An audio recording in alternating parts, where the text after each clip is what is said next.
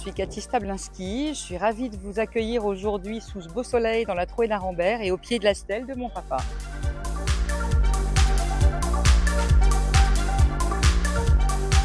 Donc on se trouve ici aujourd'hui près de la Trouée d'Arambert, ce lieu mythique découvert par papa lorsqu'il était mineur avant de devenir coureur. On dit de lui qu'il a été le seul à passer en dessous et au-dessus. Et donc en 1967, Albert Bouvet, qui était directeur de course, avait demandé à mon père de chercher des secteurs pavés parce qu'il en manquait cruellement sur l'épreuve. Et papa a donc proposé cette fameuse trouée qui, je pense, était pour lui plus qu'un secteur pavé, mais un chemin qui montre la difficulté, la persévérance, la difficulté de la vie des mineurs. Et pour lui, le peloton de coureurs qui entrait dans la trouée comme ça et qui en sortait noir de boue et de poussière quand la météo n'était pas clémente, il disait toujours que ça lui rappelait les mineurs de fond et que pour lui, c'était justement une idée de se dire que au-delà de la course, au-delà de la difficulté, il y avait vraiment un beau message à faire passer.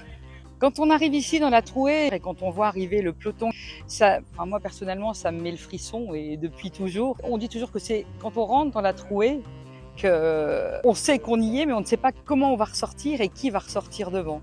Donc effectivement, pour moi, quand ils arrivent, les entendre arriver, le peloton, le frottement des coureurs, on entend les roues, les pédales craquer, tout, et c'est vraiment incroyable. On a l'impression de voir arriver des guerriers dans la trouée et c'est presque inexplicable en fait. Ce sont des souvenirs à la fois beaux, à la fois traumatisants parfois. C'est la difficulté de la trouée. Tout à l'heure, on parlait de la Trouée d'Arambert quand je vous disais que c'était vraiment une émotion incroyable quand les coureurs arrivaient.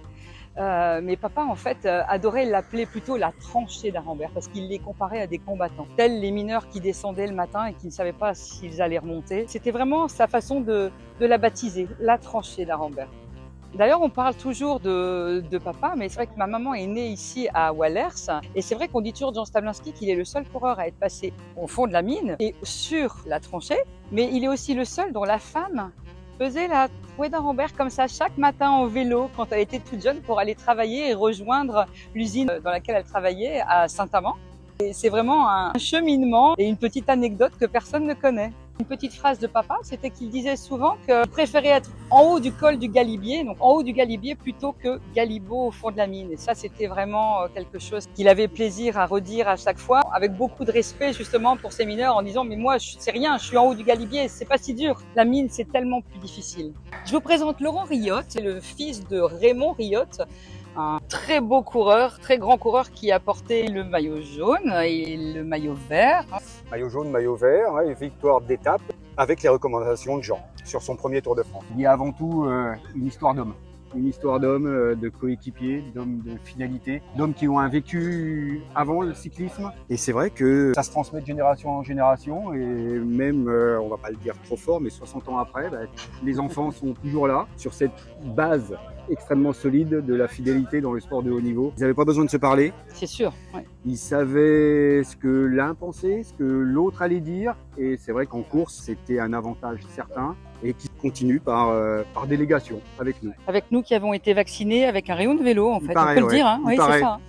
Et puis Cathy, tu sais, on se rappelle tous des premières fois. Sur la première fois, Paris-Roubaix nous offre toujours des très très belles images. Et c'est vrai que de génération en génération, chaque année, il y a quelque chose de différent. Donc il y a toujours une première fois et je pense qu'effectivement les jeunes coureurs pourront puiser des images immortelles sur Paris-Roubaix et leur donner envie de faire du cyclisme.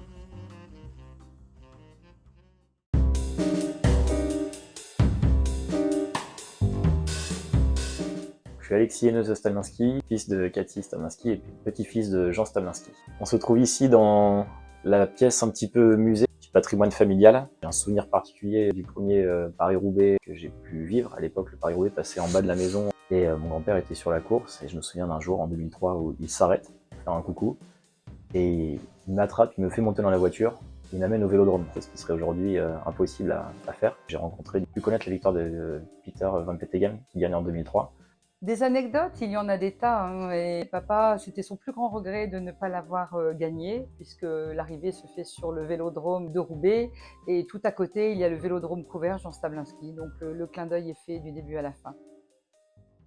J'ai hâte maintenant de vous retrouver sur ces beaux pavés des Hauts-de-France. Alors accrochez-vous, ça va secouer.